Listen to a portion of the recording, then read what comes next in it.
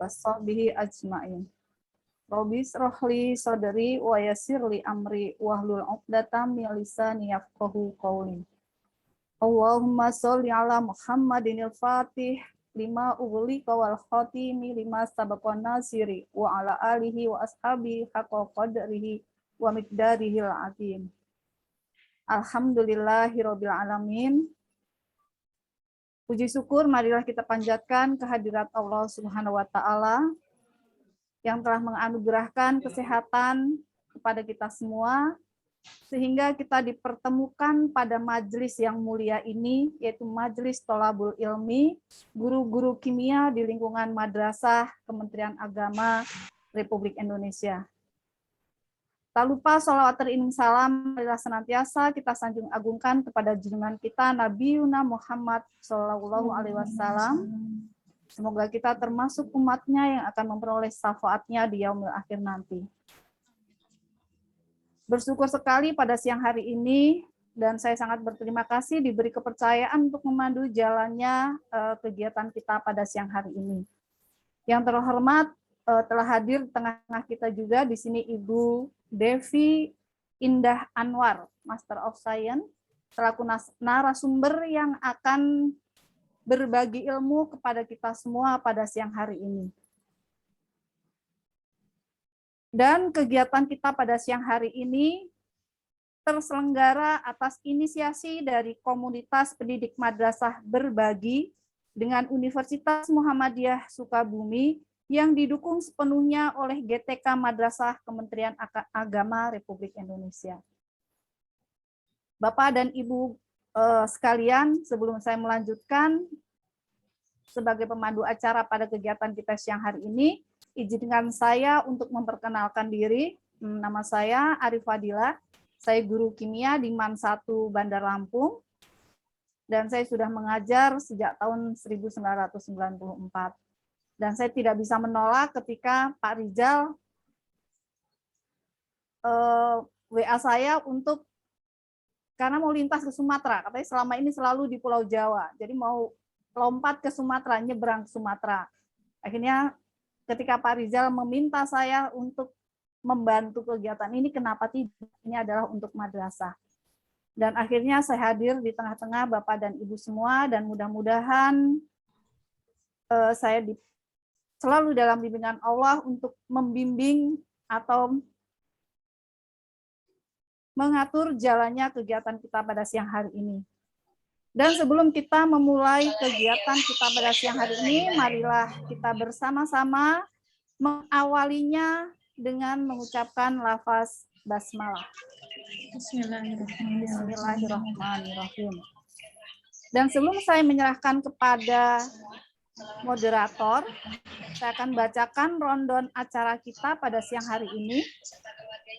Yang pertama adalah pembukaan, yang kedua adalah pemaparan materi, di mana materi yang akan disampaikan pada siang adalah tentang laju reaksi, yang nanti akan dipandu oleh Ibu Rahmawati MP Kim dari MAN 2 Samarinda, dan nanti akan dilanjutkan dengan tanya jawab, dan sebelum penutup kita akan foto bersama. Sebelum saya serahkan kepada Ibu moderator untuk memandu jalannya kegiatan kita siang hari ini, saya sempat membaca dari salah satu tesis program pascasarjana dari salah satu universitas. Ternyata 37,5% peserta didik itu menyatakan bahwa materi laju reaksi termasuk materi yang paling rumit bagi mereka. Ini 37,5%. Ini menurut saya angka yang cukup besar. Hal ini disebabkan karena peserta didik kesulitan ketika memvisualisasikan proses dan struktur suatu materi yang mengalami reaksi. Kita sama-sama guru kimia sudah mengetahui bahwa materi-materi kimia memang semuanya sifatnya abstrak sekali. Nah, untuk kenapa para peserta didik agak kesulitan ketika bertemu dengan materi kimia? Ya, ternyata kesulitannya ketika mereka harus memvisualisasikan. Jadi kalau diajak membayangkan bagaimanakah molekul H2O bergabung dengan molekul oksigen sehingga membentuk molekul air, itu mungkin agak berat bagi mereka.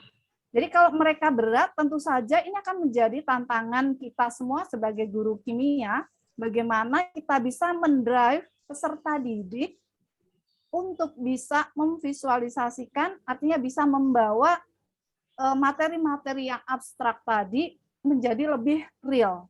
Nah, mudah-mudahan nanti bersama Ibu Devi Indah Anwar, kita semua akan memperoleh pencerahan mengenai konsep-konsep makroskopik, baik submikroskopik dan juga dunia simbol kalau menggunakan metode multi-level representasi.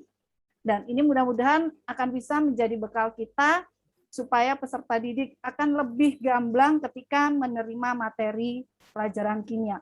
Dan satu hal lagi, karena kita di madrasah, kami sangat berharap Ibu, supaya karena memang soal-soal KSM sekarang sudah mengarah ke kimia integrasi.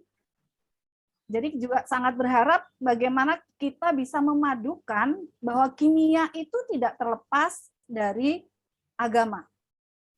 Kimia merupakan salah satu mata pelajaran yang bisa kita gunakan untuk meningkatkan keimanan dan ketakwaan peserta didik. Untuk bisa membawa peserta didik lebih mendekatkan diri kepada Sang Kholik. Itu harapan besar kami, Ibu. Mudah-mudahan nanti Ibu bisa memberikan pencerahan kepada kami semua yang hadir di sini. Dan selanjutnya kepada Ibu Rahmawati MP Kim, waktu sepenuhnya saya serahkan untuk memimpin atau mengatur jalannya kegiatan pendalaman materi kita pada siang hari ini. Kepada Ibu Rahmawati, disilahkan.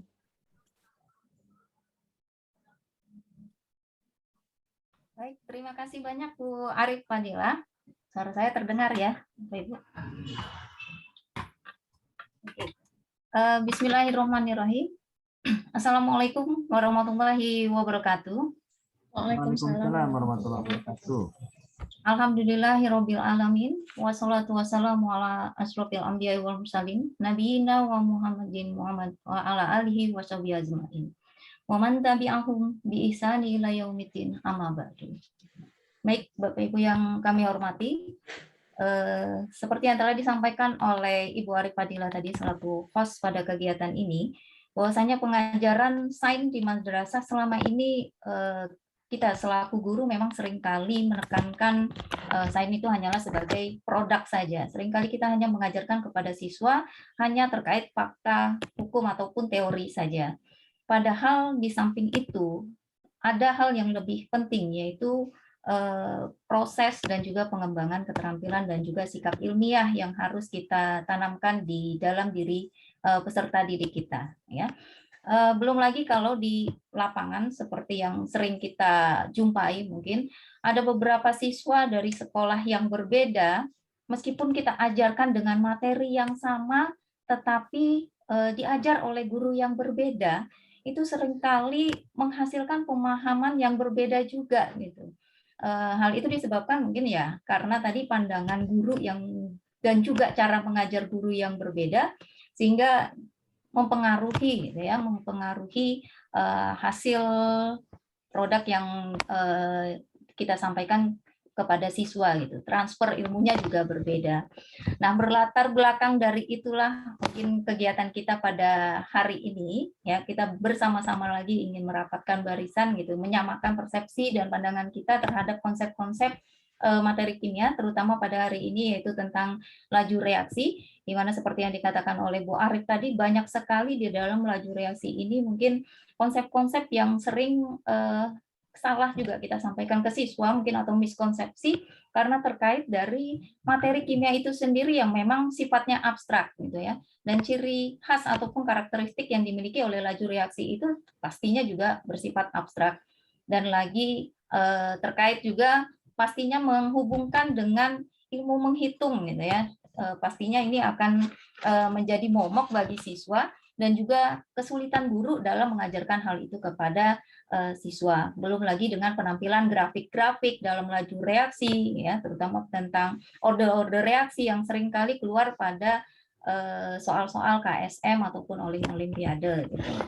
Nah, pada kesempatan ini nanti kita akan mendalami kembali materi terkait tentang laju reaksi yang nantinya akan disampaikan oleh Ibu narasumber, Ibu Devi Indah Anwar, yang dalam hal ini sudah hadir di tengah-tengah kita. Beliau adalah dosen dari Universitas Muhammadiyah Sukabumi. Untuk kegiatan pendalaman materi ini sendiri diadakan oleh Komunitas Pendidik Madrasah Berbagi atau KPMB dan bekerja sama dengan Universitas Muhammadiyah Sukabumi dan didukung oleh Dirjen GTK Madrasah Kementerian Agama Republik Indonesia. Ya. Izinkan saya, Rahmawati, saya berasal dari Mandua Samarinda untuk memandu acara hari ini hingga selesai.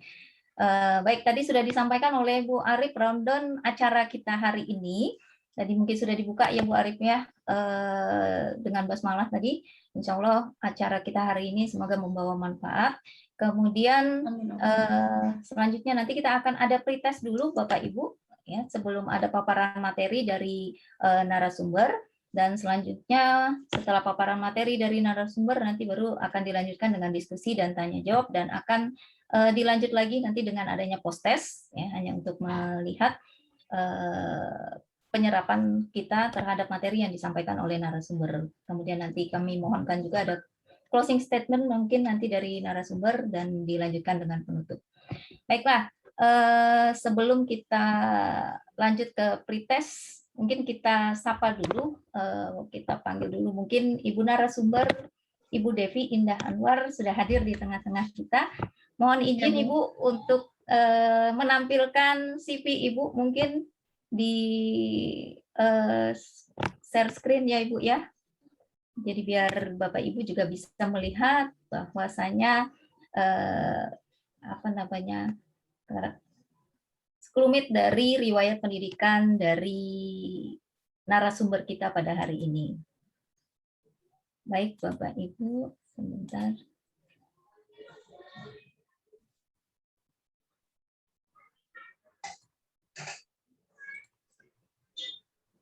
Baik, Ibu Devi Anwar, Bu Devi Indah Anwar, SSI MSc.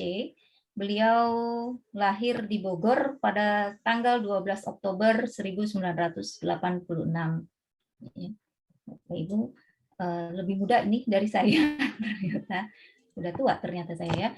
Kemudian mata kuliah yang beliau ampu ini adalah kimia unsur, kemudian struktur dan reaksi anorganik, kimia koordinasi, bioanorganik, kimia dasar, sintesis anorganik, kimia mineralogi dan kristalografi, manajemen laboratorium kimia, dan juga kimia inti dan radiokimia.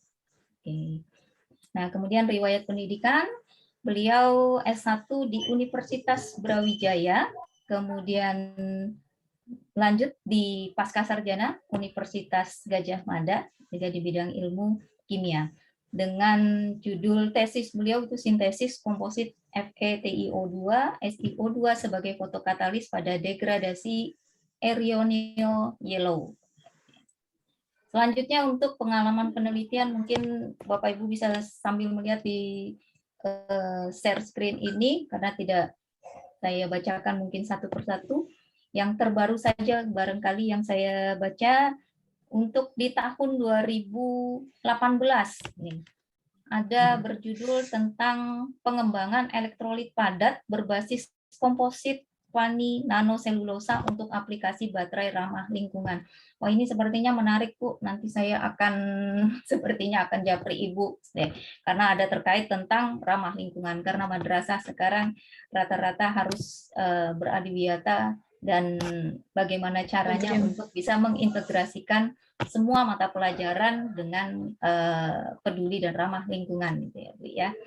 Selanjutnya ada pengalaman pengabdian kepada masyarakat beliau. Ini ada dua tahun 2015 dan juga di tahun 2019. Dan yang menarik mungkin di sini publikasi artikel ilmiah dan jurnal ini ya. Ada 11, lumayan banyak Ibu. Kemudian yang terbaru ini ada Making Compost and Cultivating Method in Community Empowerment to Overcome Scarcity of Fertilizer and Feed. Wah, luar biasa Ibu. Kemudian ada pemakalah seminar ilmiah. Udah kemana-mana ini Ibu.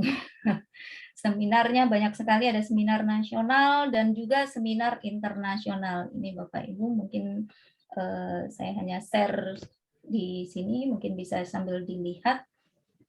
Oke, baik Bapak Ibu. Terkait dengan materi yang akan disampaikan oleh beliau, yaitu tentang laju reaksi. Kemudian sebelum kita memulai, atau kita langsung pretest, bagaimana Ibu Devi? Atau ada yang mau disampaikan dulu sebelum kita memulai pretest? Mungkin bisa langsung saja, Bu. Atau saya menyapa dulu sebentar ya? Ya, silakan Ibu. Ya, Assalamualaikum warahmatullahi wabarakatuh. Terima kasih Ibu Rahmawati, Ibu Arif Fadila, dan Bapak Ibu sekalian. Saya diperkenankan hadir di sini bersama-sama untuk sharing. Harapan saya sebetulnya terhadap saya khawatir ekspektasi Ibu Bapak terhadap narasumber hari ini terlalu ini gitu ya Bu ya, karena kalau dilihat dari pengalaman pun tadi disampaikan bahwa Ibu Arif dari tahun 94 ya sudah mengajar kimia. Sedangkan saya sebetulnya belum begitu lama gitu ya mengajar di kimia, dan sebetulnya bidang keilmuan saya itu di anorganik sebetulnya. Nah, kebetulan di kami itu rumpun ilmu fisik dan anorganik itu dalam satu rumpun ilmu, jadi mungkin sedikit bersinggungan. Tapi mohon maaf sekali jika nanti ketika penyampaian tidak se-expert pemateri-pemateri sebelumnya ya, mohon maaf sekali. Mungkin itu Ibu, mangga dilanjutkan dengan pretest, silahkan. Oke, baik. Untuk Bapak Ibu silakan untuk pretest ya, nanti akan saya kirim di chat untuk linknya.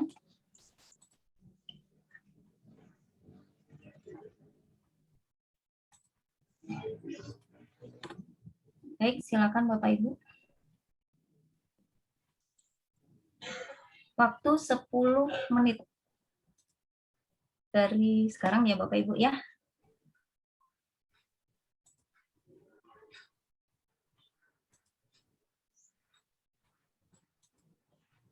Belum muncul Bu di sini di kolom chat. Bu Rahma, link Iya. chat, link pretestnya belum muncul Bu. Oke, sebentar.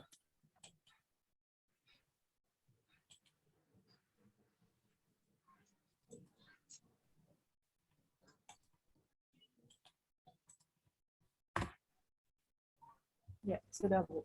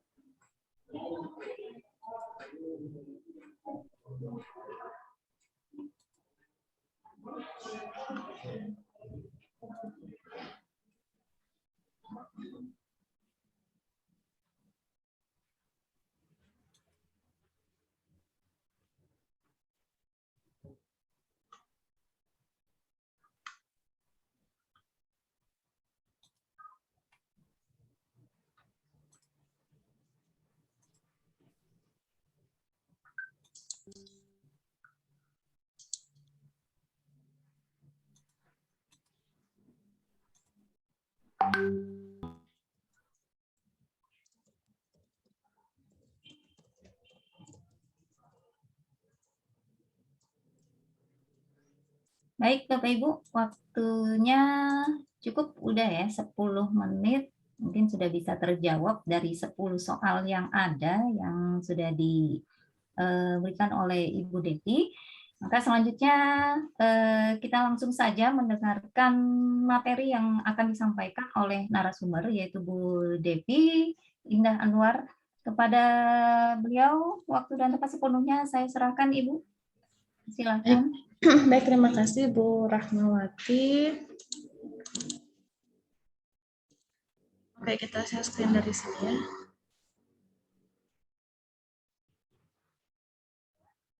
Sudah muncul Bu di sana? Sudah, Bu. Sudah terlihat, Ibu? Sudah. Iya. Baik, bismillahirrahmanirrahim. Assalamualaikum warahmatullahi wabarakatuh. Alhamdulillahirabbil alamin. Allahumma sholli ala Muhammad wa ala ali Muhammad. Sebagaimana yang tadi saya sampaikan di awal, alhamdulillah saya sudah diperkenankan hadir di sini bersama dengan Bapak Ibu sekalian. Izinkan saya sedikit berbagi tentang materi hari ini tentang laju reaksi atau kecepatan reaksi. Materi awalnya judulnya kecepatan reaksi ya Bu ya. Kecepatan reaksi kalau dilihat di surat tugas, kemudian ketika kemarin diingatkan, oh judulnya memang lebih tepat laju reaksi ya. Baik, izinkan dulu saya mengawali materi ini pendahuluan. Karena kita membahas tentang laju reaksi, kita telisik dulu sedikit tentang reaksi ya. Sebagaimana Ibu Bapak ketahui, reaksi merupakan transformasi, yaitu perubahan. Ya, siapa yang berubah? Nah, tentu saja. Misalkan di sini ada contohnya, kita lihat. Ada A dengan B, kemudian berubah, bereaksi, bertransformasi membentuk C dan D. Nah, reaksi ini ada dua jenis. Jika dilihat dari perubahan strukturnya. Ada reaksi yang melibatkan perubahan struktur, ada reaksi yang tidak melibatkan perubahan struktur.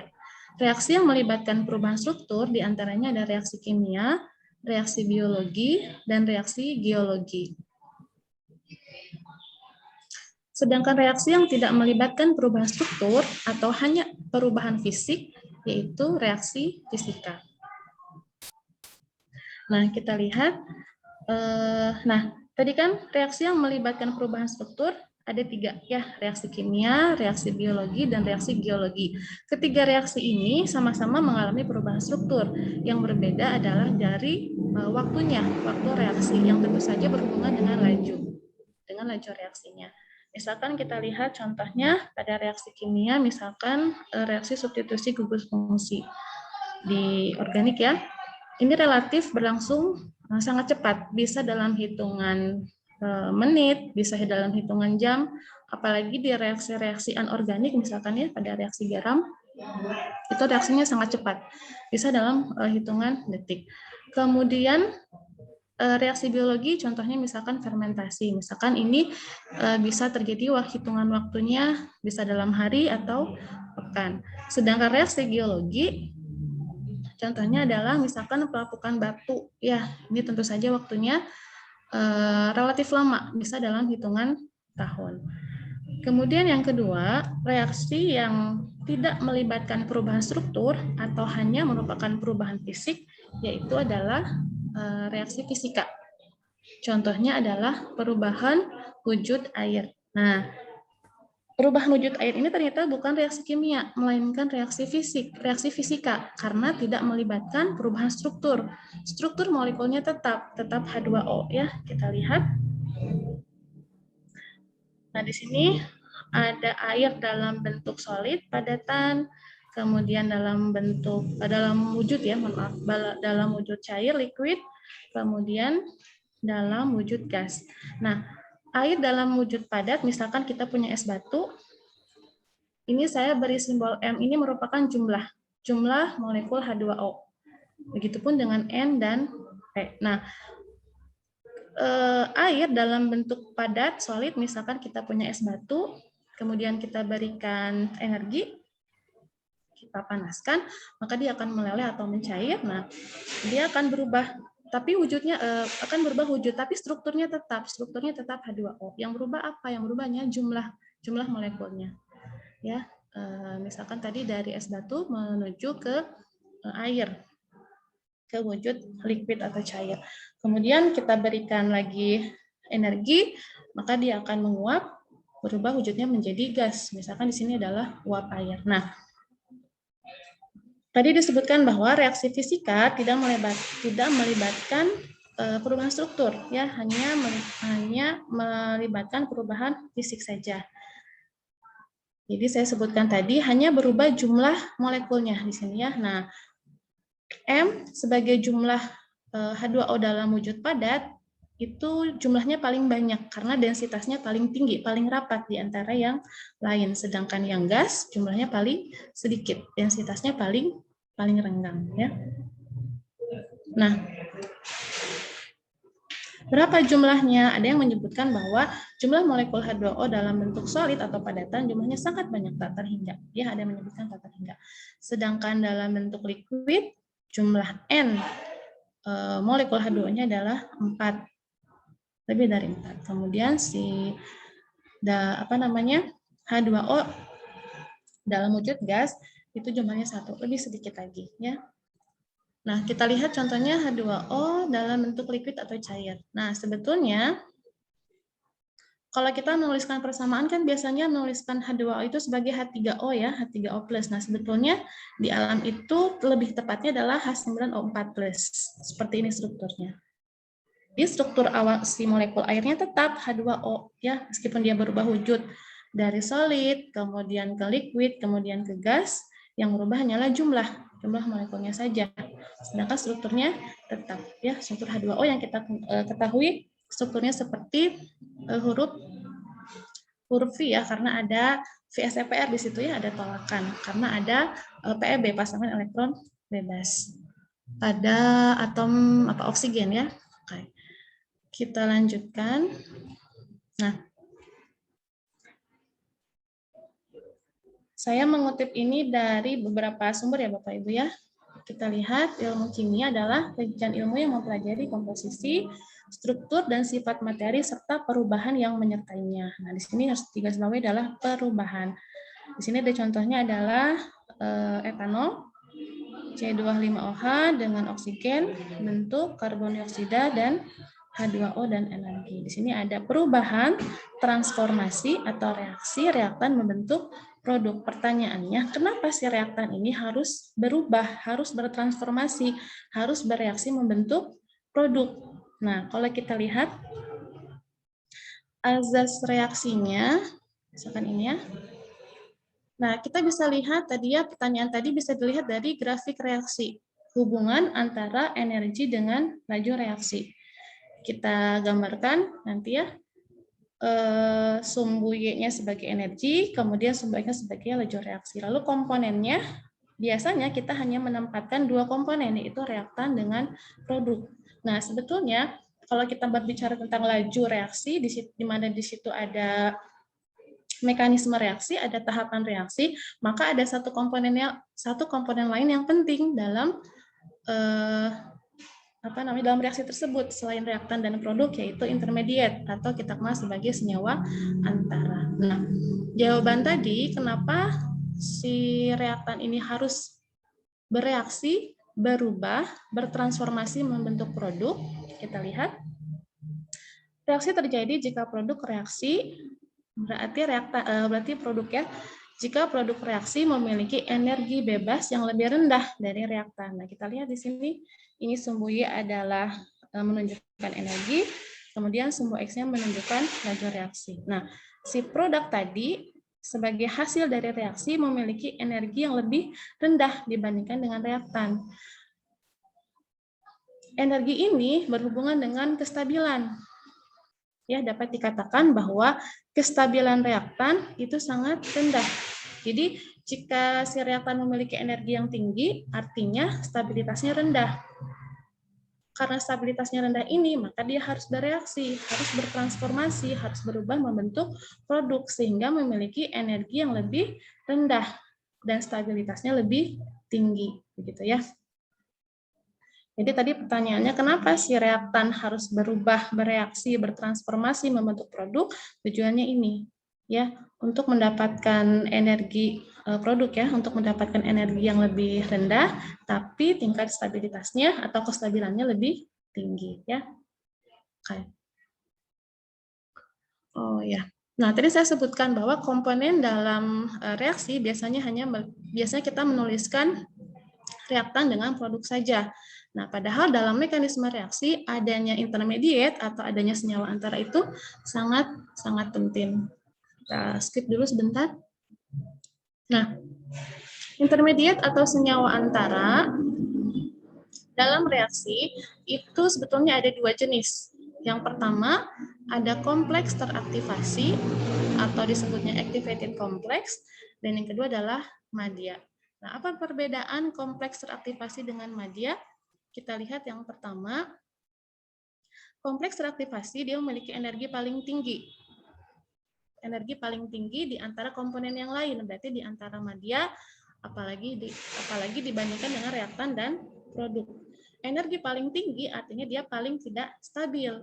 Jika dia paling tidak stabil, maka waktu hidupnya atau lifetime-nya hanya sebentar, sehingga sulit untuk mendeteksinya. Apalagi bentuknya abstrak tadi yang disampaikan oleh Bu Arif, ya, memang secara keseluruhan memang kimia itu kita membayangkan yang abstrak-abstrak, ya, karena kita belajar secara mikroskopik begitu, ya. Nah, apalagi yang ini juga termasuk intermediate jenis activated complex, bentuknya sangat abstrak, wujudnya tidak ada, tapi energinya ada, energinya terukur. Tadi, ya, di sini disebutkan energinya paling tinggi. Nah, sedangkan madya,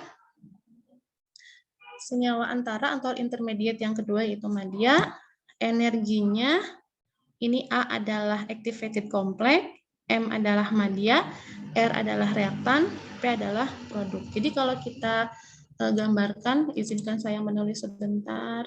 Mana ya? Ini ya, sebentar.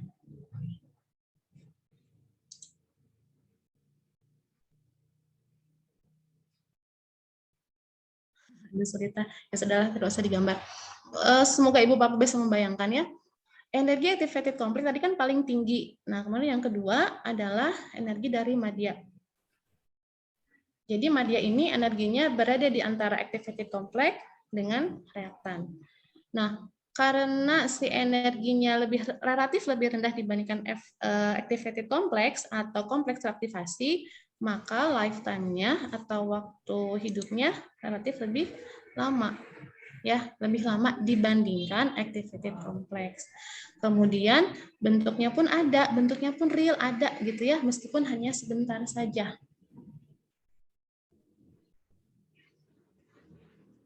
Jadinya yang perlu tambahan mungkin, ya, komponen yang ada dalam suatu reaksi selain reaktan dan produk yang perlu kita perhatikan dalam suatu mekanisme reaksi atau suatu tahapan reaksi adalah adanya intermediate atau senyawa antara. Nah, karena tadi kompleks teraktivasi ini energinya paling tinggi, waktunya lifetime-nya sebentar, kemudian bentuknya abstrak, jarang sekali dipelajari.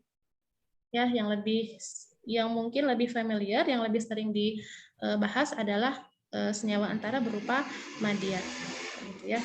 Nah, biasanya intermediate berupa madya ini banyak kita temukan dalam reaksi-reaksi organik.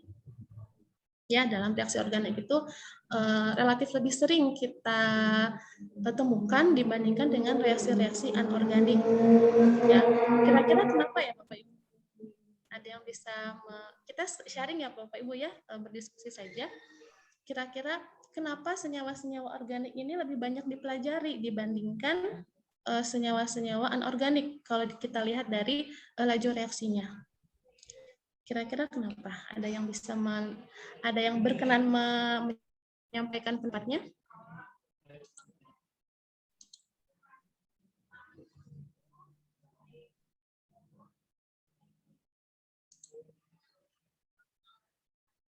Diam semua, ya. Oke lah. Jadi pada umumnya reaksi-reaksi anorganik itu laju reaksinya relatif sangat cepat, ya, dibandingkan dengan reaksi-reaksi organik. Karena dia lajunya sangat cepat, maka akan relatif sulit untuk diobservasi, relatif sulit untuk diamati. Ya, sehingga kita lebih sering menemukan mekanisme reaksi itu hanya pada senyawa-senyawa organik, jarang pada senyawa-senyawa anorganik. Tapi sebetulnya di senyawa anorganik itu ada satu materi yang cukup sering dipelajari di lajur reaksinya, itu adalah pada senyawa kompleks atau senyawa koordinasi. Nanti dibahas di bawah, nanti ada sedikit saya selipkan tentang mekanisme senyawa anorganik, yaitu senyawa kompleks ya. Baik, kita lanjutkan. Nah, ada dua pendekatan reaksi. Secara umum, ada pendekatan reaksi termodinamis. Pendekatan reaksi secara termodinamis ini hanya melihat keadaan awal dan akhir reaksi saja, yaitu siapa? Yaitu reaktan dengan produknya saja. Ya, bagaimana sifat reaktan, bagaimana sifat produknya saja. Kemudian pendekatan reaksi yang kedua ada pendekatan kinetis, di mana di sini didasarkan atas proses atau tahapan atau mekanisme. Nah, lajur reaksi, pembahasan tentang lajur reaksi masuk pada pendekatan yang mana? Tentu saja masuk pada pendekatan kinetis, ya di sini. Yang melihat pada proses, pada tahapan atau mekanisme, tidak hanya kondisi awal dan akhir, tidak hanya kondisi reaktan dan produknya saja. Nah, tadi disampaikan yang berhubungan dengan lajur reaksi adalah kinetika kimia. Kinetika kimia merupakan bidang ilmu yang mempelajari sistem kimia yang tergantung pada waktu. Ya. Contohnya, sistem yang memiliki komposisi kimia yang berubah selama perubahan waktu tertentu. Sebetulnya dari kalimat ini dapat kita tarik benang merah ya dengan lajur reaksi, di mana lajur reaksi kan menyebutkan bahwa perubahan konsentrasi di sini berarti kan komposisi ya, komposisi kimia baik itu reaktan atau produk terhadap waktu ya. Kemudian, kinetika kimia ini membicarakan mengenai dinamika reaksi kimia, meliputi lajur reaksi dan mekanisme reaksi yang terjadi. Nah, tadi di mekanisme reaksi tadi, yang perlu sedikit kita garis bawahi adalah adanya intermediate tadi, senyawa antara, yaitu berupa media. Kemudian, kinetika kimia dapat memberikan informasi mengenai mekanisme reaksi, sedangkan termodinamika atau pendekatan termodinamis banyak digunakan untuk meramalkan, memprediksikan, mendeduksikan dapat atau tidaknya reaksi berlangsung atau membuktikan kebenaran dari langkah reaksi dalam bentuk mekanisme.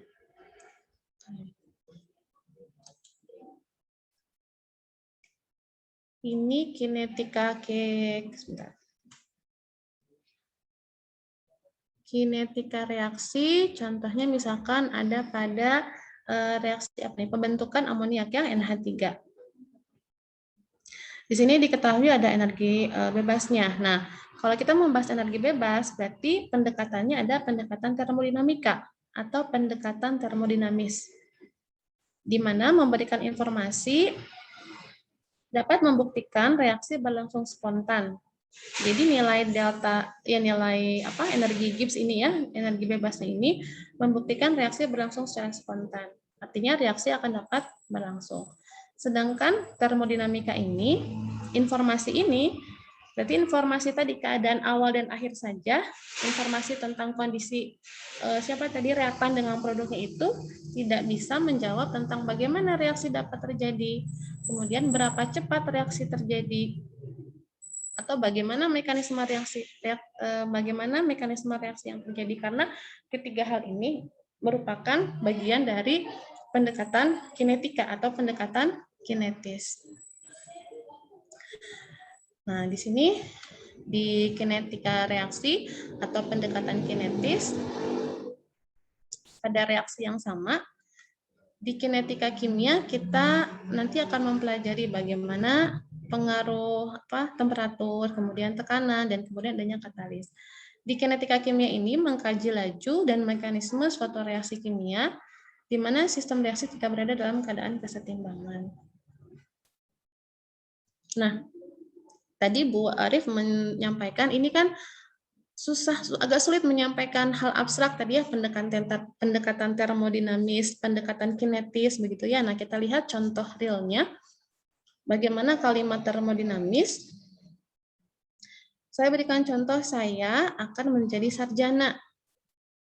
Berarti di sini kan hanya memperhatikan awal dan akhir saja. Ya, awalnya adalah saya sebagai reaktan, kemudian produknya adalah sarjana.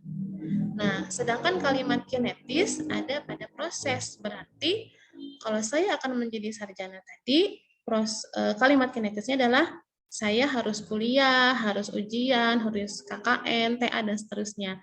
Berarti di sini ada proses. Jadi ya, mudahnya gitu ya perbedaan si pendekatan termodinamis dan kinetis tadi. Termodinamis hanya melihat kondisi awal dan akhir, hanya melihat kondisi reaktan dan produk saja. Sedangkan kinetis, kita lihat prosesnya, kita lihat tahapan atau mekanismenya. Ya.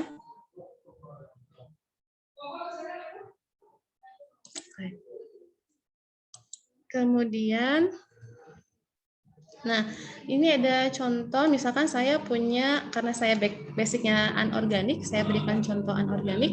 Saya punya silika SiO2 dengan alumina Al2O3, ya. Nah, ada dua pertanyaan di sini. Mana yang lebih mudah putus antara atom Si silikon dengan oksigen atau atom aluminium dengan oksigen? Mana yang lebih mudah putus? Mana yang lebih cepat putus? Nah, ternyata dua pertanyaan ini adalah dua pendekatan yang berbeda. Dua pendekatan reaksi yang berbeda. Nah, kita lihat. Tadi kan disebutkan bahwa pendekatan reaksi ada pendekatan termodinamis, ada pendekatan kinetis. Nah, pertanyaan mana yang lebih mudah putus ternyata merupakan pendekatan termodinamis karena kita hanya melihat kekuatan ikatan sebelum putus. Berarti kita melihat bagaimana kondisi si reaktannya, ya, ikatan antara si silikon dengan oksigennya saja. Kekuatan ikatan sebelum putus ini berhubungan dengan tadi ya energi ikat.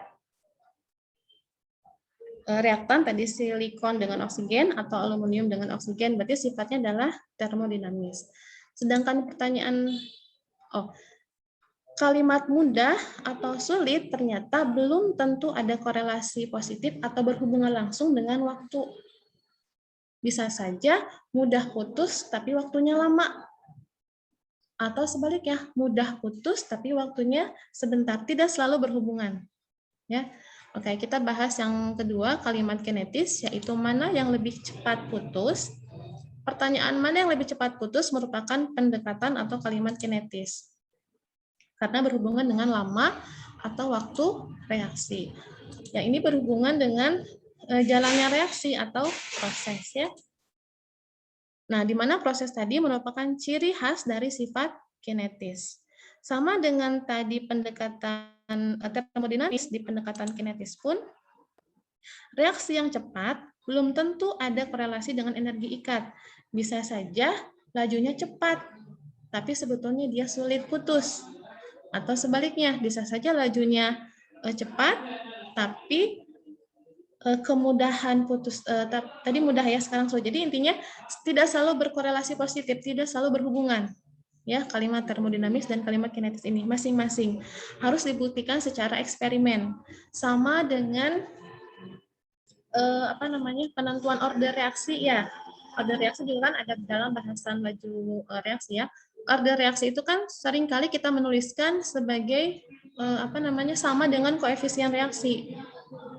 Padahal sebetulnya kurang tepat. Order reaksi itu kan harus kita peroleh dari hasil eksperimen, dari hasil percobaan, salah satunya dari hasil percobaan. Meskipun biasanya si koefisien si order reaksi ini sama dengan koefisien reaksi. Nah, begitupun dengan pernyataan ini. Tadi ya, mungkin dia mudah putus, lajunya cepat.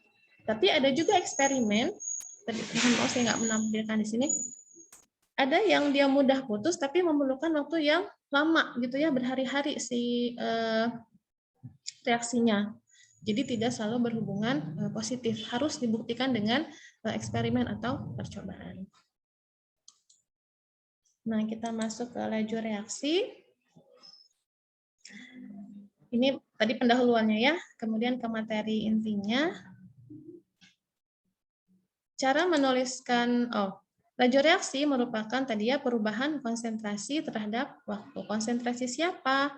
Tadi kan ada dua komponen secara umum dalam suatu reaksi. Ada komponen A sebagai reaktan dengan komponen B sebagai produk. Nah, kalau kita gambarkan grafiknya, hubungan antara konsentrasi dengan waktu, kita lihat konsentrasi A, konsentrasi reaktan dengan bertambahnya waktu dia akan menurun ya, berkurang tentu saja karena dia berubah, bertransformasi, bereaksi membentuk B. Maka kita lihat B juga pada T sama dengan 0 tidak ada ya, belum terbentuk.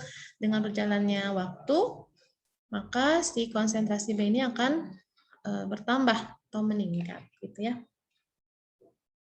Jadi secara umum perubahan laju reaksi jika dilihat dari konsentrasi reaktan berarti berkurangnya konsentrasi reaktan terhadap waktu, sedangkan kalau kita lihat dari produk berarti bertambahnya jumlah atau konsentrasi produk terhadap waktu. Kurang lebih seperti ini ya. Reaksi atau reaktannya akan semakin berkurang, sedangkan produknya akan bertambah. Nah, di sini ada beberapa variabel makroskopik yang berpengaruh pada laju reaksi. Yang pertama ada temperatur, tentu saja. Kemudian yang kedua tekanan dan volume. Yang ketiga ada komposisi kimia. Di antaranya konsentrasi reaktan. Kemudian nanti kita bahas sedikit juga tentang katalis. Kemudian variabel yang keempat adalah efek permukaan. Kalau kita sering sih menyebutnya luas permukaan mungkin ya. Kita lihat yang pertama, temperatur. Temperatur sangat berpengaruh pada laju reaksi. Laju reaksi umumnya akan mengalami peningkatan dengan adanya kenaikan temperatur ya. Jadi berkorelasi positif. Semakin tinggi temperatur, maka laju reaksinya pun akan semakin meningkat. Hal ini disampaikan oleh Arrhenius. Nanti kita lihat persamaannya, persamaan Arrhenius. Nah, di sini mohon maaf mungkin kurang jelas ininya ya. Gambarnya. Di sini ada collision ya, siapa tumbukan, kemudian di sini ada energi yang oke. Reaksi kimia dalam sistem kinetik umumnya harus dipelajari pada kondisi temperatur konstan yang disebut dengan reaksi eksotermal. Karena kalau si temperaturnya berubah, kalau berubah si temperaturnya maka akan mempengaruhi laju reaksi. Nah, tadi di dalam grafik tadi ada disebutkan collision ya atau sebentar.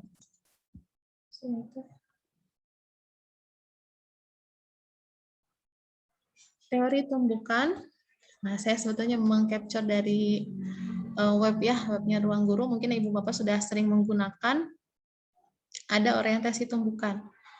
Di mana orientasi yang tidak tepat tidak akan terjadi reaksi kimia. Jadi harus tepat begitu ya si tumbukannya ini. Di mana si tumbukan ini juga dipengaruhi oleh temperatur yang akan tadi berkorelasi positif, berhubungan positif. Kemudian, nah ini persamaan Arrhenius. Mungkin tadi ya di laju reaksi ini salah satu materi yang banyak rumus-rumusnya Bu ya. Salah satunya ada persamaan Arrhenius. Arrhenius mengamati bahwa pada kebanyakan reaksi ternyata mengikuti hubungan ini ya. Di mana K adalah konstanta laju reaksi, kemudian ada EA, energi aktivasi.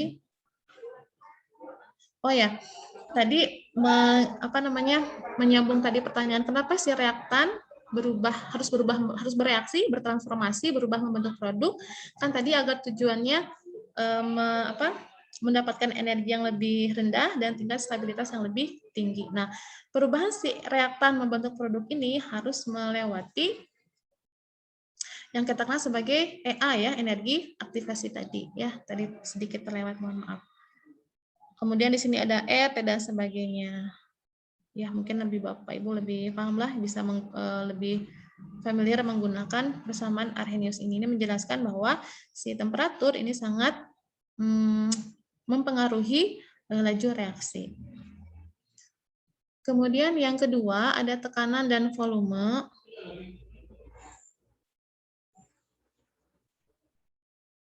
Pada studi kinetik yang melibatkan gas, maka variabel tekanan dan volume sangat penting untuk dijaga. Misalnya reaksi yang dilakukan pada suatu wadah dengan tekanan yang tetap. Ini ada beberapa, kita lihat ada 3 wujud ya, ada padatan, cairan, dan gas. Ini ada perbandingan sifatnya, bentuknya, dan seterusnya.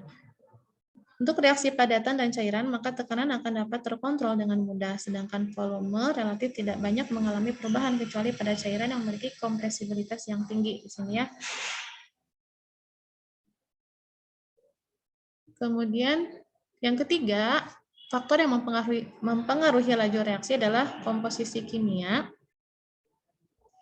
Di antaranya konsentrasi reaktan. Konsentrasi reaktan merupakan hal yang selalu dikaji, yaitu dengan penentuan konsentrasi tiap spesies, atau saya sebut komponen, sebagai variabel penentu laju reaksi. Tadi sudah disinggung bahwa reaksi perubahan A membentuk B, kalau kita gambarkan grafiknya seperti ini.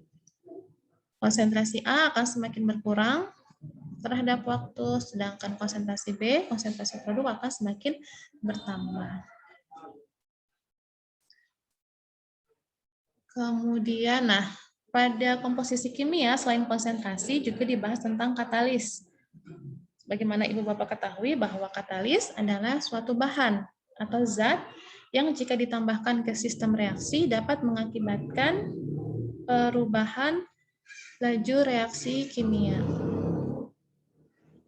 Bagaimana merubahnya? Tentu saja mempercepat laju reaksi kimia kan ya, mempercepat laju reaksi. Nah, sebetulnya mekanisme katalis ini adalah menurunkan energi aktivasi. Tadi energi yang dibutuhkan ketika si reaktan harus bertransformasi, bereaksi, berubah membentuk produk. Nah, si katalis ini akan menurunkan energi aktivasi. Nah, di sini ada ilustrasinya. Ada 2 grafik. Grafik yang pertama yang di atas adalah uncatalyzed reaction, reaksi yang tanpa katalis. Sedangkan yang kedua adalah reaksi yang menggunakan katalis. Nah, di sini kita lihat perbandingannya bahwa reaksi yang pertama, reaksi yang tanpa katalis memiliki energi aktivasi yang lebih besar, lebih tinggi dibandingkan dengan reaksi yang menggunakan katalis. Jadi mekanisme katalis dapat mempercepat laju reaksi, itu sebenarnya adalah untuk menurunkan energi aktivasinya. Ya, kalau energi aktivasinya lebih rendah, berarti kan secara logika dia akan relatif lebih cepat begitu ya dalam suatu reaksi kimia.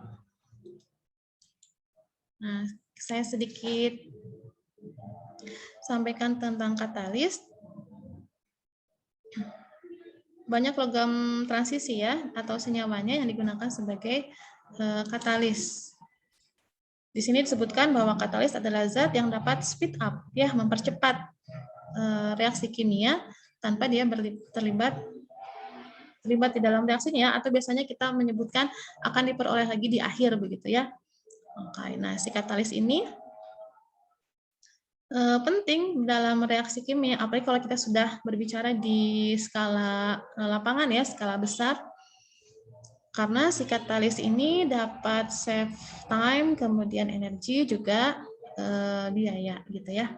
Nah, di sini ada beberapa contoh katalis yang berasal dari logam transisi. Yang pertama adalah Ni, nikel. Nikel adalah katalis yang digunakan pada pembuatan margarin ya. Kemudian yang selanjutnya ada besi.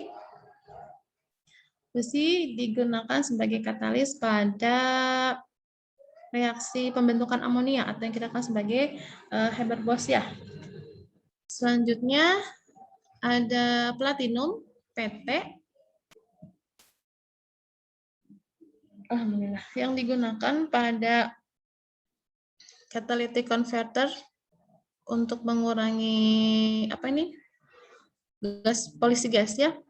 Si platinum ini dapat speed up, mempercepat konversi atau perubahan karbon monoksida dan nitrogen oksida membentuk karbon dioksida dan nitrogen. Kemudian selanjutnya ada Ti, titanium. Titanium adalah salah satu logam yang bisa digunakan sebagai katalis pada pembentukan atau produksi plastik. Ya. Nah, membahas tentang titanium, ada satu lagi, ada katalis yang sifatnya spesifik, yang sedikit saya pelajari lebih dalam, yaitu tentang fotokatalis. Berarti katalis yang hanya aktif dengan adanya foto, dengan adanya cahaya. Ya, izinkan saya menyampaikan sedikit.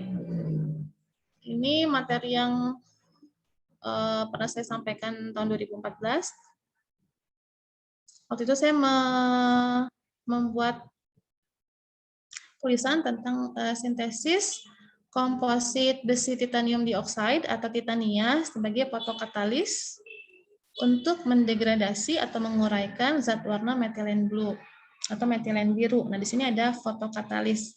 Ya, saya sedikit singgung. Oke, kita lihat fotokatalis pada fotokatalitik. Nah, fotokatalis ini tadi contohnya adalah titania, TiO2, titanium dioksida, adalah material yang dapat meningkatkan laju reaksi oksidasi dan reduksi yang diinduksi oleh cahaya. Sehingga jika kita tidak memberikan cahaya pada sistem yang menggunakan fotokatalis tadi, maka tidak akan bereaksi, istilahnya katalisnya tidak akan bekerja, begitu ya. Nah, di mana reaksi fotokatalitik ini atau reaksi yang menggunakan zat fotokatalis tadi, ini sangat dipertimbangkan ya sebagai proses yang efisien untuk mendegradasi senyawa organik yang toksik. Biasanya kan senyawa organik itu relatif bulky, ya relatif besar molekulnya begitu ya. Nah, kita bisa menggunakan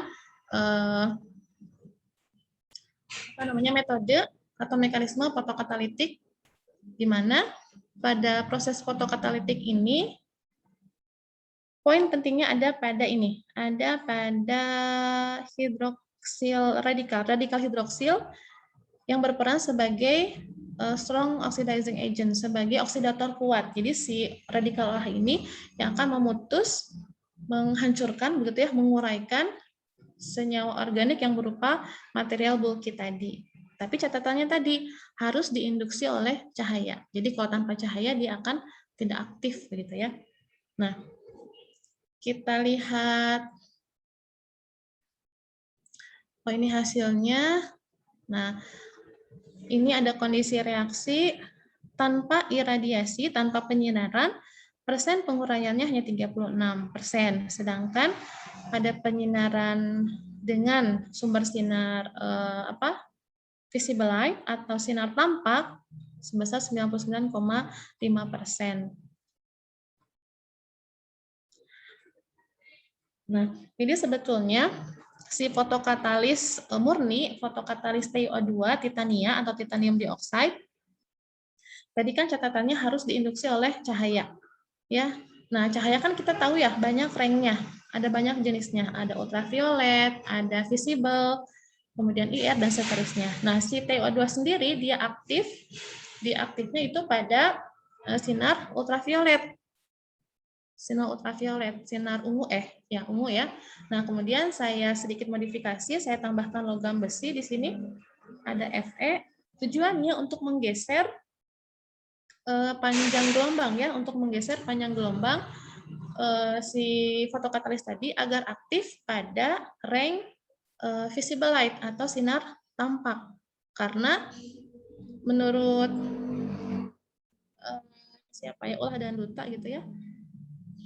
Menurut salah satu artikel penelitian sebelumnya itu, komposisi sinar matahari itu yang paling banyak adalah sinar visible atau sinar tampak. Nah, jadi saya memanfaatkan karena kita di musim yang panasnya panjang begitu ya, saya modifikasi fotokatalis TiO2 tadi sehingga tidak hanya aktif di UV, tapi bisa aktif pada sinar tampak ya, visible light. Sehingga saya tambahkan istilahnya dopan ya, dopan Fe besi.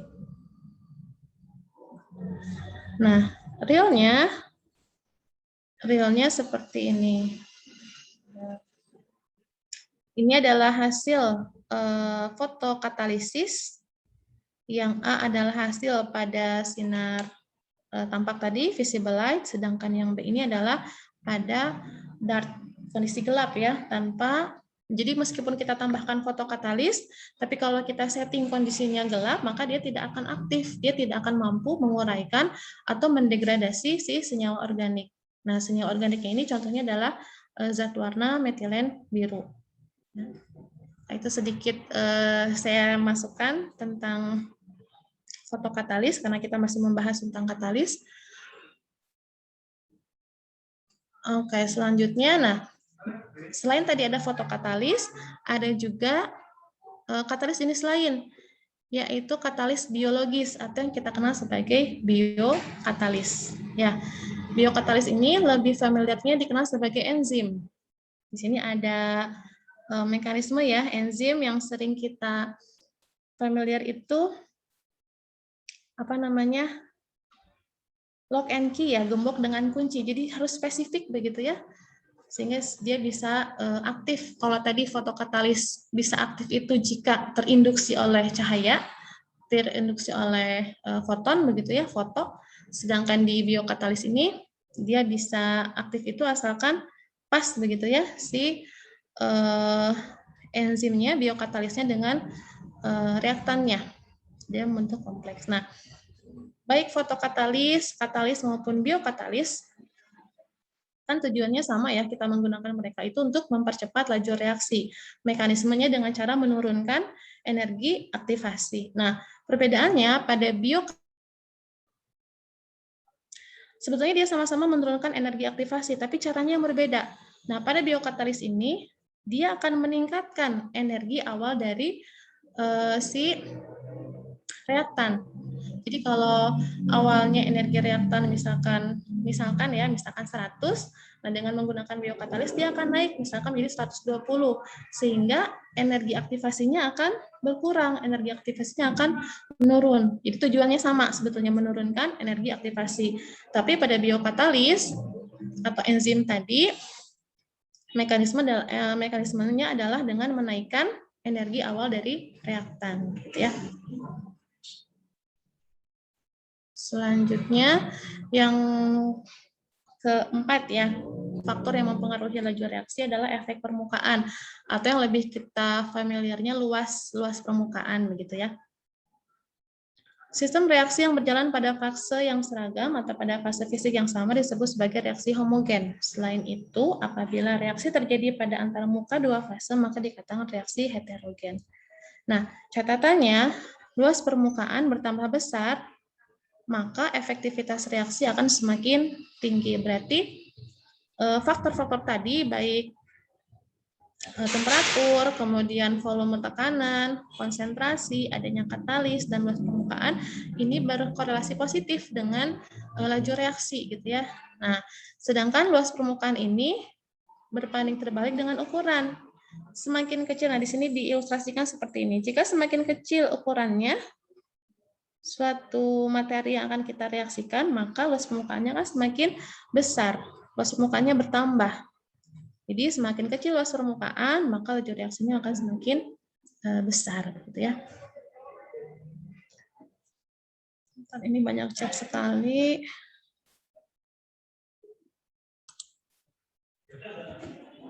Kita lanjutkan dulu. Nah, untuk menuliskan persamaan laju reaksi, ada dua cara. Yang pertama, kita tuliskan sebagai fungsi waktu, yaitu laju pengurangan reaktan atau laju penambahan produk. Kemudian cara yang kedua adalah dengan menuliskan sebagai fungsi konsentrasi, yaitu perubahan konsentrasi persatuan produk yang sebanding dengan K, dan K ini konstanta laju reaksi. Nah, hati-hati kalau kita dalam kimia kita menuliskan simbol harus tepat ya. Di sini K-nya K kecil, bukan K besar. Kalau K besar itu merupakan besaran termodinamis karena menunjukkan tetapan kesetimbangan ya. Nah, sedangkan K yang saya tuliskan di sini adalah K kecil, ya, konstanta pada laju reaksi. Jadi cara menuliskan persamaan laju reaksi yang kedua, yaitu sebagai fungsi konsentrasi, merupakan perubahan konsentrasi persatuan produk yang sebanding dengan konstanta laju reaksi, dan C yaitu konsentrasi.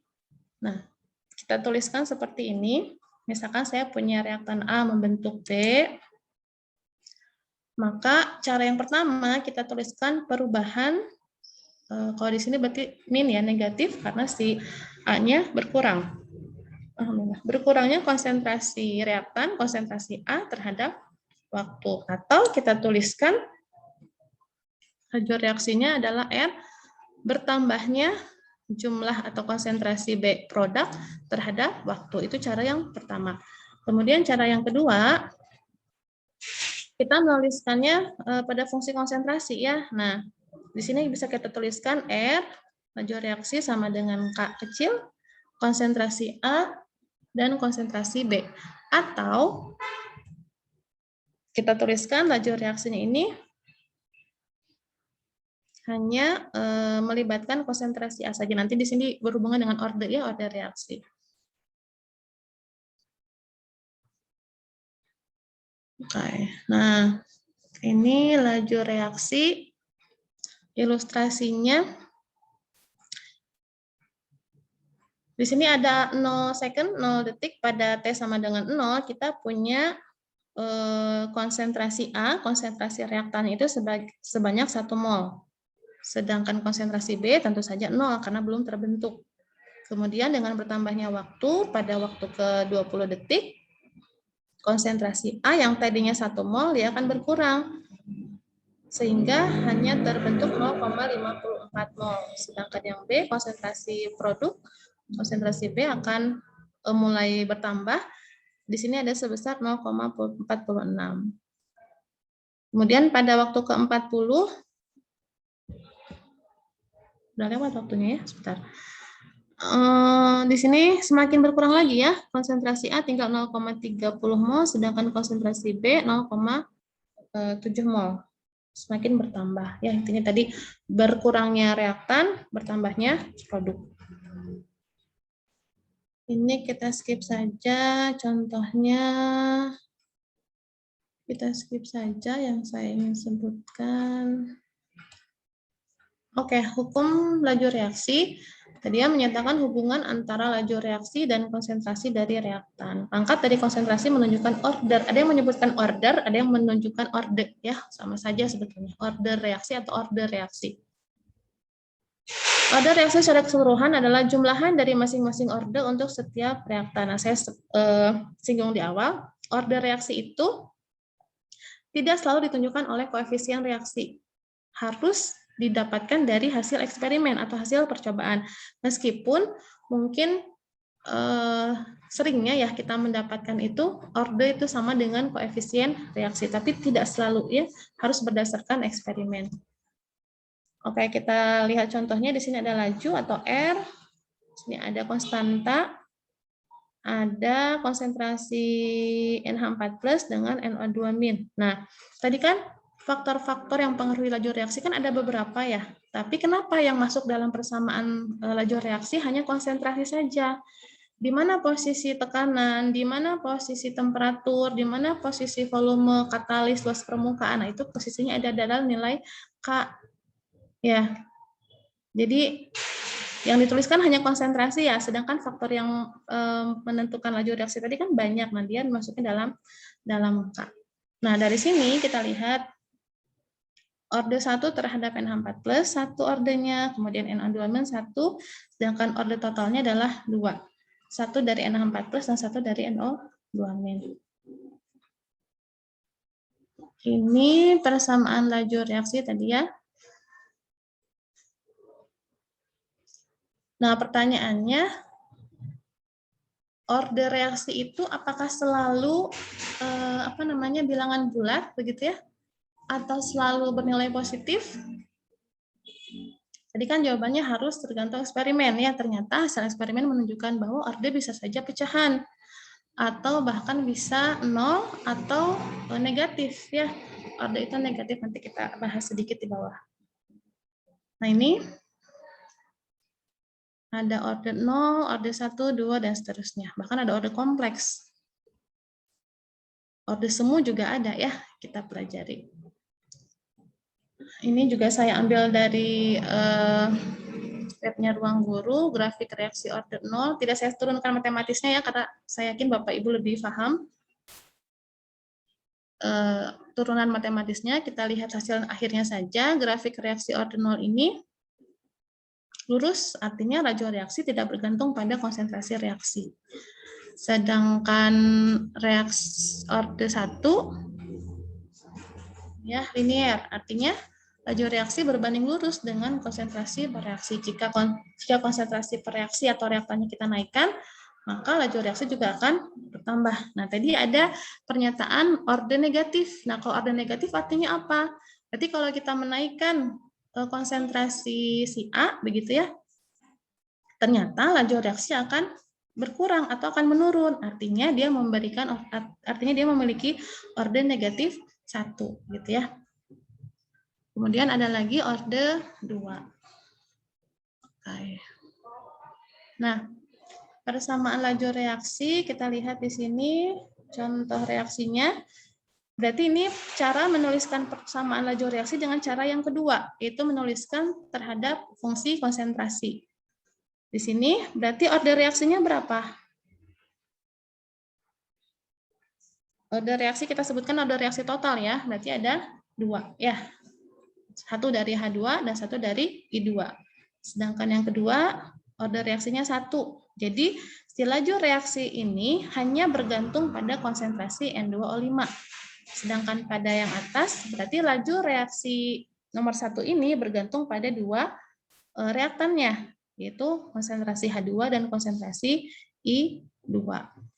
Dan seterusnya. Nah, tadi diulang, bersama laju reaksi harus ditentukan secara eksperimen.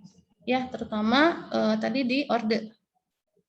Dan merupakan persamaan empiris. Bentuk persamaan laju akan dapat menentukan mekanisme reaksi atau tahapan suatu reaksi. Begitu ya. Nah, terakhir mohon disimak sedikit. Saya ambilkan contoh reaksi pada senyawa anorganik. Contohnya reaksi kobalt 3 dengan krom 3 dalam larutan asam perklorat dikatalisis oleh sejumlah kecil ion perak Ag1. Mekanismenya seperti ini. Nah, kalau kita lihat mekanismenya, berarti di sini adalah pendekatan kinetis ya, karena ada tahapan, ada mekanisme reaksi. Kalau kita perhatikan ada beberapa komponen atau spesies yang sama. Ya, komponen apa saja di situ yang sama kira-kira? Atau sebelum kita melihat mengklasifikasi komponen yang sama, kita lihat dulu komponen utama dalam suatu reaksi, yaitu reaktan dengan produk. Nah, reaktannya adalah tentu saja ini ya, kobalt 3.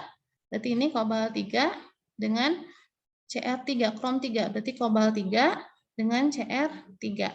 Kemudian ada katalis, yaitu Ag1. Nah, di sini ketahui produknya ada kobalt 2 dengan krom 6. Nah, berarti selain itu bisa kita coret. Ya, bisa kita coret, maka dihasilkan di mekanisme ini kita coret komponen lain selain reaktan dan produk, berarti diperoleh hasil akhirnya seperti ini.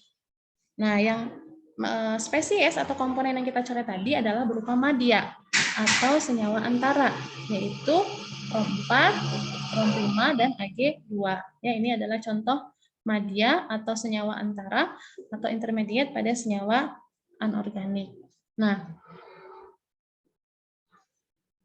penjelasannya, secara eksperimental diketemukan bahwa laju reaksi R bertambah dengan bertambahnya konsentrasi ion kobalt 3, berarti reaktannya Cr3, dan ion Ag1.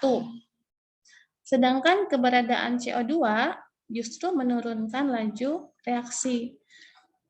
Nah, bagaimana persamaan laju reaksinya? Silakan. Tidak perlu melihat mekanisme reaksi yang tadi, cukup kita perhatikan hasil eksperimen ini. Laju reaksi bertambah dengan bertambahnya konsentrasi ion CO3, Cr3, dan ion Ag1. Sedangkan keberadaan CO2, kobal 2 justru menurunkan laju reaksi. Berarti kalau kita tuliskan laju reaksinya dengan cara yang kedua, yaitu terhadap fungsi konsentrasi, kira-kira bagaimana?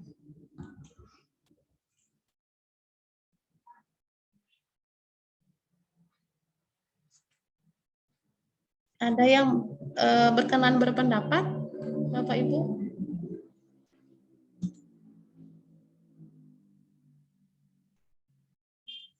Kira-kira persamaan laju reaksinya R sama dengan apa kira-kira?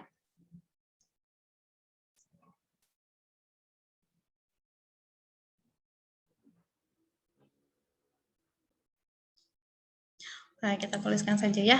Berarti R, nah di sini kita lihat, nah seperti ini. Kita tuliskan konstanta reaksinya ya, K-nya, tetapannya. Kemudian di sini yang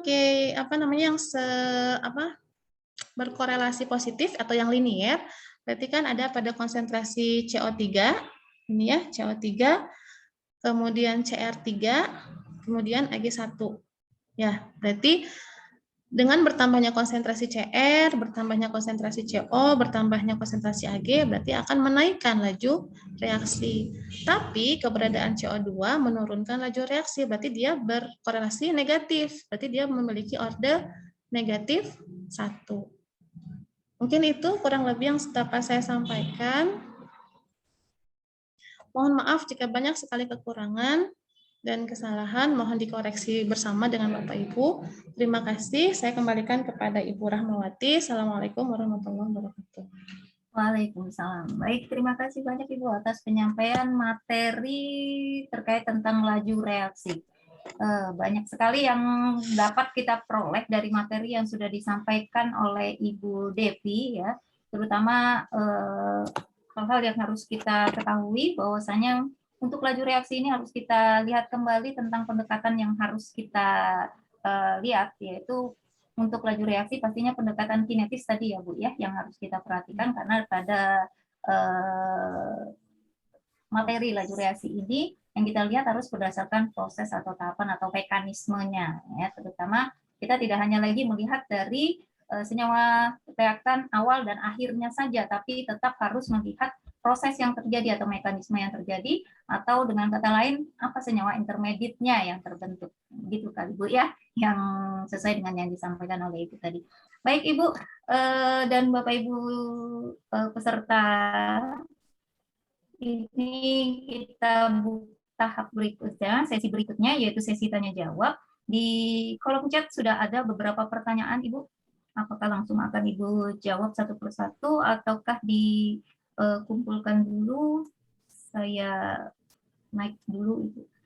Ini ada iya, ada pertanyaan pertama dari Pak Udin Wardoyo ini Bu, dari Mandua Cilacap. Pertanyaan dari Pak Udin.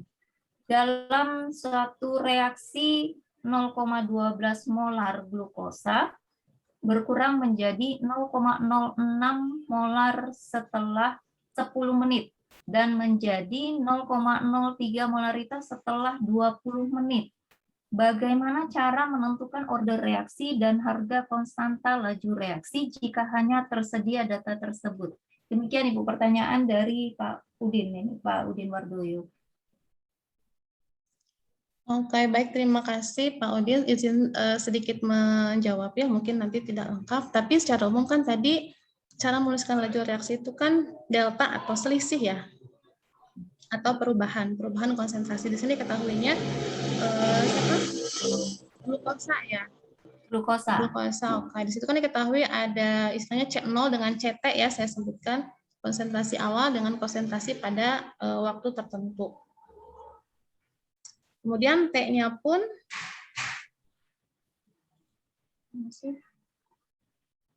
T-nya diketahui ya, berarti kan bisa kita bandingkan begitu ya, si delta delta konsentrasi dengan delta T-nya. Gitu. Tapi kalau hanya data ini,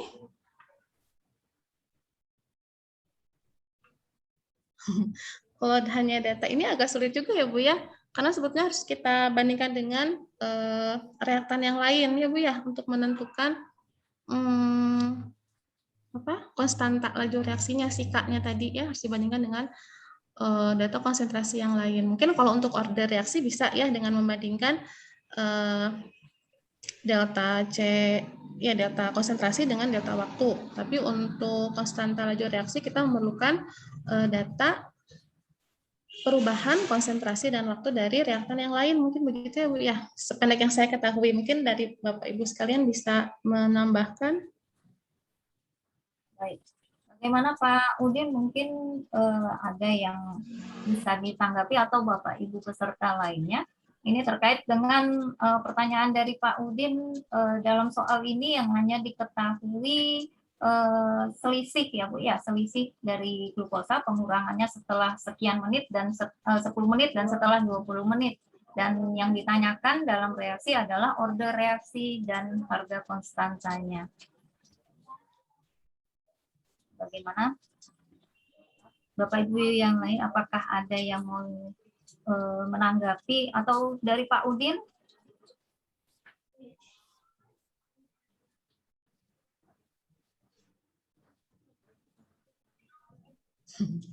Yang bertanya mana? Ya Ibu, mohon maaf ya kalau pendek yang saya ketahui begitu ya Bu ya. Jadi kalau hanya satu data, satu reaktan itu agak sulit menentukan konstanta karena kita perlu pembanding kan. Kalau order reaksi kita tinggal bandingkan saja tadi si delta konsentrasi dengan delta waktu begitu ya Bu ya. Itu mohon maaf atas keterbatasan saya. Boleh kita skip dengan pertanyaan yang lain? Baik Ibu, kita lanjut dengan pertanyaan berikutnya dari Ibu nih, Ibu Winnie Yusnita dari SMA 1 Bojong Soa ya. Yang ditanyakan contoh reaksi kimia untuk intermediate itu seperti apa ya Bu? Oke, tadi di akhir saya berikan contoh ya untuk reaksi anorganik. Tadi reaksi logam ya kebetulan ya, reaksi redoks logam, ada CO, Cr dan sebagainya. Di situ diketahui intermediate-nya, saya coba tampilkan ulang. Sebentar.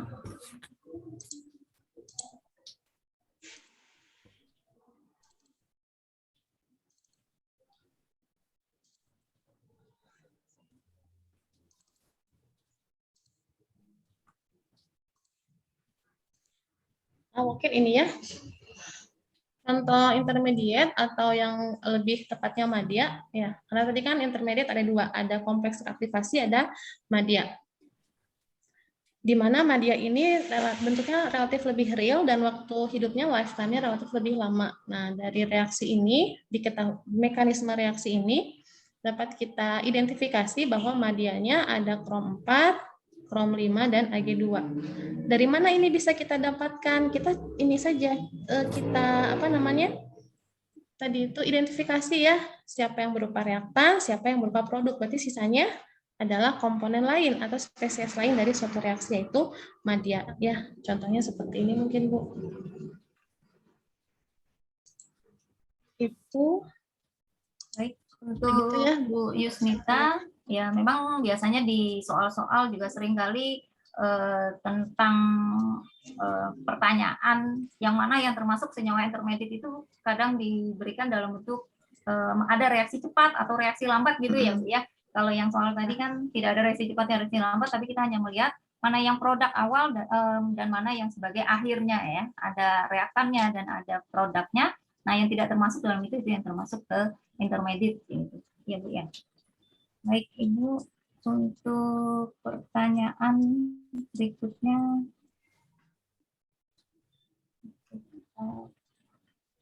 pertanyaan dari Ibu Wiluni Yusnita. Kemudian ada pertanyaan dari Ibu Winnie juga, Ibu. Masih Ibu Winnie Yusnita yang menanyakan. Tadi pada penjelasan Ibu ada menyebutkan perbandingan tadi antara reaksi anorganik dan reaksi organik yang menjadi bahan pertanyaan Ibu tadi. Nah, tadi Ibu nyatakan bahwa reaksi anorganik itu laju reaksinya sangat cepat sehingga susah diamati pada saat percobaan. Nah, Ibu Winnie Yusnita ini meminta contoh Bu dalam kehidupan sehari-hari apakah ada gitu untuk senyawa reaksi anorganik yang laju reaksinya sangat cepat tapi susah diamati. Mungkin contohnya yang diminta oleh Ibu Winnie Yusnita. Silakan Ibu. Izin mencoba menjawab ya, reaksi anorganik tadi saya sebutkan memang relatif cepat ya dibandingkan dengan reaksi organik. Misalkan contohnya pada reaksi asam basa, reaksi ya pembentukan garam lah ya, itu kan di situ akan relatif lebih sulit memperhatikan perubahan. Kan salah satu ciri reaksi itu kan adanya perubahan, bisa perubahan warna, bisa perubahan temperatur, perubahan apalagi yang mudah teramati gitu. Nah, pada reaksi asam basa tadi kan sulit gitu kita mengamati karena memang laju reaksinya sangat cepat. Nah, ada juga sebetulnya reaksi anorganik yang relatif lebih lama ya, yang bisa kita amati, yang kita bisa berikan contoh kepada peserta didik kita itu misalkan contoh pada reaksi senyawa kompleks. Senyawa kompleks atau senyawa koordinasi ini kan relatif senyawa berwarna ya, sehingga relatif mudah bisa diobservasi lah, bisa diamati gitu ya. Misalkan pada pembentukan kompleks tembaga sulfat gitu ya, kita bedakan yang cis, posisi cis dengan posisi trans itu kan akan berbeda gitu ya, dilihat dari makroskopis gitu ya, dilihat dari perubahan warnanya saja gitu. Mungkin begitu ya Bu ya. Jadi kalau sangat cepat ya memang sulit gitu untuk diamati gitu ya, saya juga sulit memberikan contohnya. Jadi saya berikan alternatif kita yang reaksi anorganik tapi relatif bisa teramati, contohnya pada senyawa kompleks. Mungkin itu Bu Rahma, mohon maaf. Baik Ibu, terima kasih. Bapak Ibu, terutama Ibu Willy tadi yang sudah terjawab pertanyaannya. Mungkin apabila ada yang mau ditanggapi, dipersilakan. Dan Bapak Ibu yang lain, jika ada yang ingin langsung bertanya kepada narasumber kita hari ini, yaitu Bu Devi, silakan untuk bisa raise hand, mungkin sambil saya scroll ke bawah ini mencari pertanyaan berikutnya. Silakan Bapak Ibu, mungkin ada yang mau bertanya langsung kepada Ibu Devi. Tadi di saat penyampaian materi sepertinya ada yang raise hand gitu. Iya, tadi mohon maaf saya langsung nerobos saja dulu menyelesaikan materinya dulu, mohon maaf. Siapa tahu ada yang mau bertanya langsung ke Bu Devi. Atau mungkin menambahkan dari Bapak Ibu, silakan dengan senang hati sekali ya. Baik Ibu, ada pertanyaan selanjutnya ini dari Tasnita. Nah, tadi yang Ibu sampaikan mungkin hampir di akhir slide itu ada tentang beberapa contoh-contoh order reaksi. Nah, ini yang ditanyakan oleh Ibu Tasrita ya, Tasrita, bahwa contoh reaksi yang order reaksinya negatif itu yang bagaimana itu Ibu? Untuk contoh reaksi yang order reaksinya negatif. Iya, tadi disampaikan ya di slide di akhir, masih reaksi yang sama. Sebetulnya tidak begitu penting ya melihat reaksinya, tapi kita melihat data eksperimennya yang penting. Tadi kan disebutkan bahwa si kobal 2 itu dengan keberadaan kobal 2 menurunkan laju reaksi. Nah, itu kalimat yang harus digarisbawahinya, berarti si kobal 2 tadi memiliki order negatif karena hubungannya ya berbanding terbalik dengan laju reaksi. Jadi kalau si konsentrasi CO2 tadi bertambah, malah menurunkan laju reaksi. Mungkin begitu ya Bu ya. Kalau dihubungkan dengan bentuk kurvanya bagaimana Ibu? Karena kan selama ini kalau kita ngajarkan ke siswa kan rata-rata yang order 0 begini bentuk grafiknya, kemudian order 1, order 2. Nah, yang bentuk order negatif ini terus terang kalau saya aja belum pernah menyampaikan ini ke siswa ini Bu. Nah, ini ada pertanyaan dari Pak Iwan Rosadi, sepertinya masih bersambungan dengan yang tadi. Pak Iwan ini menanyakan tentang bagaimana bentuk kurva laju reaksi untuk yang berorder negatif tadi Bu. Oke.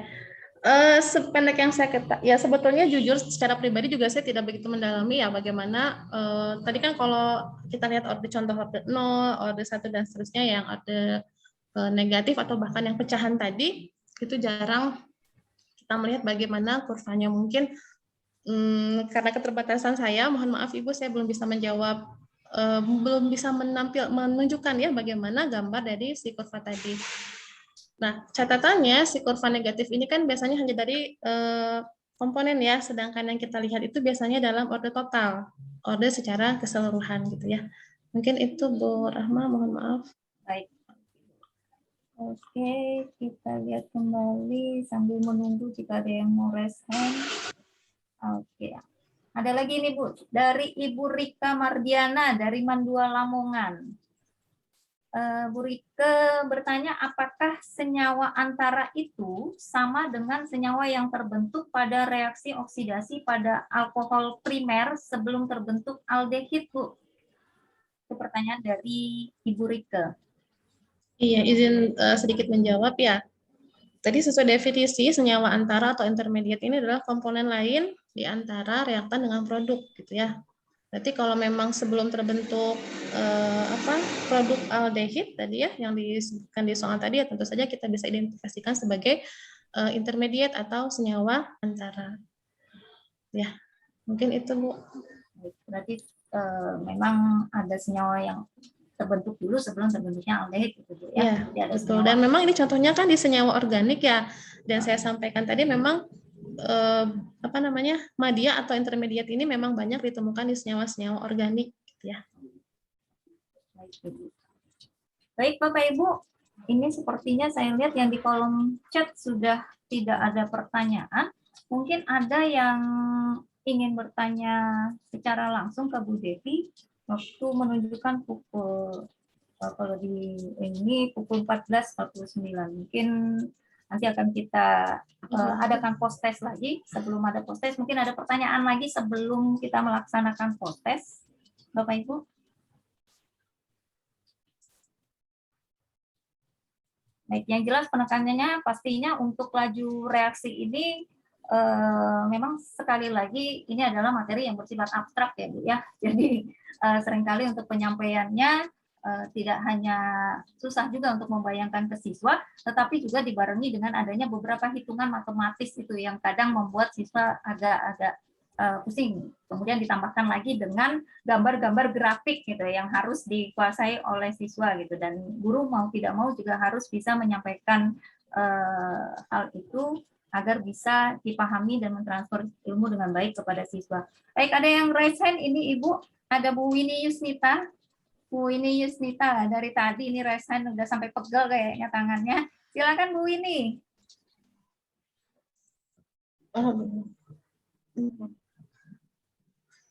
Masih di mute Bu? Masih di mute. Di unmute ya. Ya. Silakan Bu Winnie. Terima kasih. Senang sekali akhirnya saya bisa bertanya. Mohon maaf karena keterbatasan saya yang tidak tahu, jadi akhirnya saya banyak bertanya. Saya sangat kagum dengan Ibu yang satu ini. Hebat, kimia organik, anorganik, kimia fisik dicantum dengan laju reaksi. Ada pertanyaan menggelitik sebenarnya yang ketika saya mengajar laju reaksi, secara anak-anak sekolah itu kan untuk tertarik dengan materi kita kan harus pandai-pandai membujuk mereka, apalagi konsepnya harus dengan kehidupan sehari-hari. Ketika saya menerapkan tentang laju reaksi, terus tentang faktor-faktor yang mempengaruhi laju reaksi, di situ ada katalis. Di situ anak-anak sangat antusias. Ada hal menggelitik yang anak-anak tanyakan, secara Ibu tadi menjelaskan bahwa katalis adalah suatu bahan tertentu yang ditambahkan ke sistem reaksi sehingga mengakibatkan perubahan laju reaksi. Nah, kalau secara bahasa kita yang lebih gampang ke siswa itu menyampaikannya, zat yang ditambahkan bisa mempercepat reaksi, tapi tidak ikut bereaksi. Itu katalis. Nah, ada pertanyaan dari anak itu menyebutkan, Bu, kalau misalkan nih, ketika penambahannya zat pengawet pada makanan kaleng, di situ kan ada natrium benzoat ya Ibu ya? Halo? Iya ya Bu, silakan.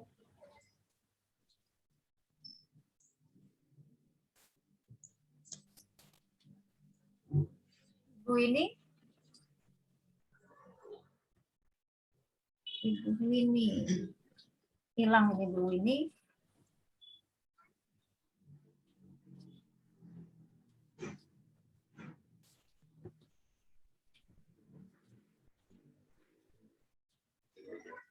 Baik, Bu Devi, sepertinya Bu ini kehilangan sinyal ini.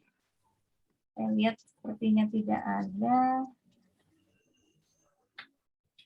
Padahal Bu ini ingin sekali bertanya terkait tentang katalis ya Bu. Ya mungkin saya menyambung. Ini Bu ini udah datang kembali. Bu ini silakan dilanjutkan pertanyaannya Bu ini. Silakan di-unmute dulu Bu ini. Oke, terima kasih Ibu. Ya, terima kasih. Ini ada pertanyaan menggelitik Bu dari siswa. Ketika memasukkannya natrium benzoat itu pengawet kepada makanan, apakah itu merupakan bagian dari katalis? Itu yang pertama ya. Secara kan di situ tidak mempercepat pembusukan, tapi memperlambat pembusukan. Oke. Yang kedua, ketika ini lagi Idul Kurban, mereka kan si daging itu ingin segera empuk, terus menggunakan pepaya, daun pepaya gitu. Nah, penggunaan daun pepaya dengan enzimnya papain itu, apakah itu enzim merupakan katalis ataukah hanya suatu zat yang nanti bereaksi dengan daging untuk mempercepat daging itu empuk? Ya, terima kasih Ibu. Itu pertanyaannya. Ya.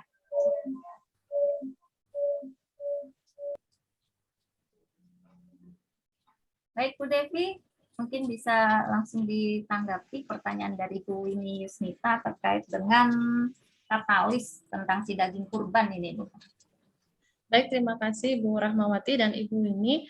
Tadi tentang zat pengawet ya. Dia sebetulnya tadi yang dibahas dalam laju reaksi kan katalis ya. Tapi sebetulnya yang mempengaruhi laju tadi kan bisa kita percepat atau bisa kita perlambat. Nah, yang mempercepat laju reaksi kita kenal sebagai katalis. Sedangkan tadi mungkin kalau pengawet, saya anggapnya sebagai penghambat atau kita kenal sebagai inhibitor mungkin ya Bu ya. Tetap mempengaruhi laju reaksi, tapi yang satu tadi kalau katalis mempercepat laju reaksi, sedangkan kalau yang natrium benzoat sebagai pengawet tadi kan berarti menahan agar reaksi tidak berjalan ya, berarti bukan katalis melainkan penghambat sebagai inhibitor. Mungkin itu ya Bu ya. Kemudian kalau yang memasak menggunakan daun pepaya ya betul yang Bu sampaikan di dalamnya ada enzim ya. Tadi disinggung sedikit juga enzim merupakan biokatalis atau biokatalisator. Salah satu jenis katalis yang tujuannya mempercepat reaksi, mempercepat laju reaksi sehingga kan si waktu kita masak tuh kan relatif lebih cepat ya Ibu ya. Atau juga bisa dengan temperatur yang relatif lebih rendah. Kan mekanisme katalis ini tujuan akhirnya kan mempercepat laju reaksi, tapi si mekanismenya adalah menurunkan energi aktivasi. Atau juga bisa ditambahkan dengan bisa juga pada kondisi temperatur yang relatif lebih rendah. Ini juga pernah saya teliti begitu ya. Misalkan pada sintesis komposit A begitu ya, pada temperatur jika kita menginginkan temperatur yang lebih rendah, kita bisa menggunakan katalis. Nah, ini sedang dikerjakan ya, misalkan saya sedang mengerjakan pirolisis, misalkan ya, pirolisis dari plastik PP. Dengan menggunakan zeolit, kita bisa mengatur dengan suhu yang relatif lebih rendah. Jadi, betul yang Ibu sampaikan tadi, Bu Winnie. Itu malah contoh realnya begitu ya Bu ya, dalam kehidupan sehari-hari begitu ya. Terima kasih Bu Winnie. Baik Ibu Devi, Bu ini udah ini atau ada lagi yang mau disampaikan Bu ini? Sepertinya udah ya Bu ini ya. Baik Ibu, kita sudah lihat ini sudah pukul, kalau di tempat saya udah 15.57 ini, hampir pukul 4 sore, kalau waktu Indonesia Barat mungkin hampir pukul 3 sore. Mungkin kita lanjut langsung ke post-test ya Ibu ya, agar untuk menghemat waktu, karena waktu sebenarnya hanya sampai pukul 15. Tapi karena tadi kita masuknya juga karena ada gangguan teknis agak telat, jadi kita juga agak telat, ini agak mundur penutupannya. Baik Bapak Ibu, kita langsung ke post-test saja ya, sebelum nanti kita tarik kesimpulan setelah post test nanti. Ini saya sampaikan di link chat kembali untuk post test berikutnya. Sebentar Bapak Ibu.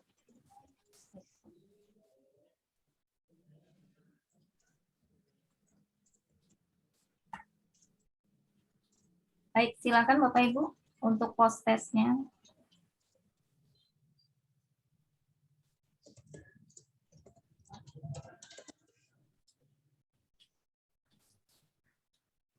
Waktu sama seperti tadi, hanya 10 menit ya Bapak Ibu. Jadi lewat dari 10 menit nanti akan langsung tertutup untuk submit.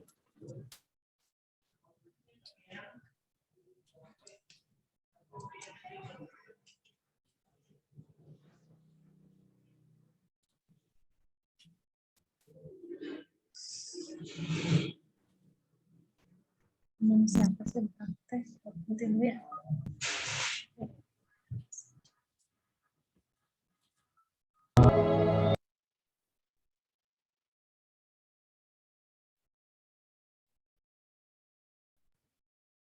Baik Bapak Ibu, waktu post test mungkin sudah selesai ya, 10 menit.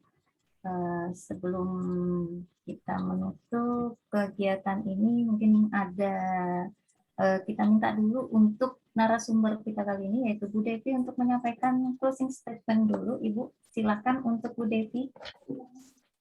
Baik, terima kasih Bu Rahma. Sekali lagi saya ucapkan terima kasih banyak kepada Bapak Ibu sekalian dan mohon maaf atas segala keterbatasan saya. Tadi saya ingat yang disampaikan Bu Arif atau Bu Rahma ya tentang ada keterkaitan dengan Al-Quran begitu ya. Nah sebetulnya memang di kami juga ada AIK ya, Islam dan Muhammadiyah, harus ada integrasi antara ilmu dengan Al-Quran. Nah, closing statement-nya mungkin saya sedikit menyampaikan dalam surat Al-Imran surat ketiga ayat 104, yang artinya, dan hendaklah ada di antara kamu segolongan umat yang menyeru kepada kebajikan, menyuruh kepada yang ma'ruf, dan mencegah dari yang munkar. Merekalah orang-orang yang beruntung. Nah, di sini bisa kita ambil bahwa ini adalah perintah untuk berdakwah, untuk merubah yang tadinya tidak baik menjadi baik, yang tadinya baik menjadi lebih baik lagi. Meskipun perubahan tadi adalah hak prerogatif Allah. Jadi kalau saya suka kimia itu dakwah, karena reaksi kimia kan perubahan, gitu ya. Allah menyuruh kita dalam Al-Imran tadi kita berdakwah, merubah orang lain tadi dari yang tidak baik menjadi baik, dari yang baik menjadi lebih baik. Meskipun tadi ya perubahan tadi, hijrahnya manusia itu adalah hak prerogatif Allah. Mungkin itu sedikit yang integrasinya mungkin ya kalau dipaksakan gitu ya Bu, karena saya belum sempat mencari ayat-ayat yang lain. Mohon maaf Ibu Rahmawati dan terima kasih Bapak Ibu sekalian. Baik, luar biasa Bu Devi. Saya rasa apa yang telah disampaikan oleh Bu Devi sudah memberi pencerahan juga untuk kita semua, bahwasanya dalam hal ini untuk laju reaksi kita tidak hanya mengukur tentang kecepatan dari suatu reaksi yang terjadi saja, yang kadang hanya kita terpaku pada apakah ada reakan dan hanya produknya saja yang ditampilkan pada laju reaksi. Tapi kita juga di sini perlu adanya mengingat kembali bahwa ada senyawa intermediate yang terbentuk di antara pada saat pembentukan dari produk yang kita harapkan. Nah, tadi juga disampaikan oleh Bu Devi bahwasanya mengapa sih sebenarnya reaktan itu perlu bereaksi dan bertransformasi gitu ya untuk menjadi produk, bahwasanya itu adalah tidak lain untuk mendapatkan energi yang lebih rendah untuk mencapai tingkat kestabilan yang lebih tinggi, begitu ya Bu Devi ya. Dan terakhir mungkin mengingat kembali bahwa faktor-faktor yang mempengaruhi laju reaksi yang selalu kita sampaikan juga ke siswa, bahwasanya ada 4 hal, yaitu pastinya adalah temperatur, tekanan dan volume, komposisi kimia, dalam hal ini ada mencakup konsentrasi reaktan, konsentrasi senyawa inert, dan juga katalis yang digunakan. Dan yang terakhir, faktor terakhir adalah efek permukaan. Mungkin itu yang dapat kami simpulkan terkait dengan penyampaian materi yang disampaikan oleh Ibu Devi. Semoga materi yang kita peroleh hari ini bisa bermanfaat dan bisa kita transfer dengan baik nantinya kepada peserta didik kita, sehingga bisa memajukan pendidikan pada umumnya dan juga memajukan ilmu kimia pada khususnya. Gitu. Baik, secara pribadi saya selaku moderator mohon maaf jika ada kesalahan dan kekurangan selama memandu acara ini, dan saya ucapkan Assalamualaikum warahmatullahi wabarakatuh. Acara selanjutnya saya serahkan kembali ke Bu Arif Fadila selaku host. Silakan Bu Arif. Ya, baik, terima kasih Bu Rahmawati yang telah memandu jalannya webinar kita dari siang hingga sore ini. Luar biasa telah mengantarkan kita semua untuk memperoleh pencerahan dari narasumber kita yang sangat istimewa, yaitu Ibu Devi Indah Anwar. Terima kasih sekali Ibu atas pencerahannya sore ini. Mudah-mudahan ini akan menjadi, bukan mudah-mudahan, ini pasti akan menjadi sesuatu tambahan referensi bagi kami selaku guru kimia, khususnya di lingkungan madrasah yang saat ini terus merapat menguatkan barisan dalam rangka mewujudkan madrasah mandiri berprestasi. Mudah-mudahan kebersamaan kita di siang hingga sore hari ini mendapatkan keberkahan dari Allah Subhanahu wa taala dan tetap akan tercatat sebagai amal ibadah kita selain mendapatkan ilmu kimia tentang laju reaksi yang telah dipaparkan oleh Ibu Devi pada siang hingga sore hari ini. Bapak dan Ibu sekalian peserta webinar pendalaman materi kimia pada siang hari ini, mohon berkenan untuk mengaktifkan kameranya sebelum kita akhiri pertemuan sore ini. Kita akan melakukan foto bersama.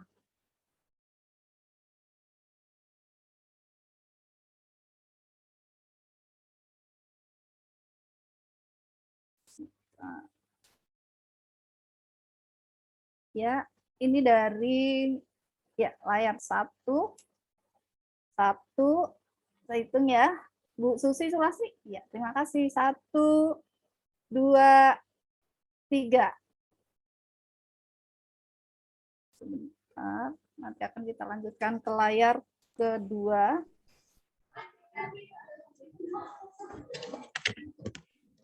Ya, ini yang kedua. Ini masih banyak yang tidak menghidupkan kamera, tidak apa-apa ya Bu ya. Oke, 1, 2, 3. Oke.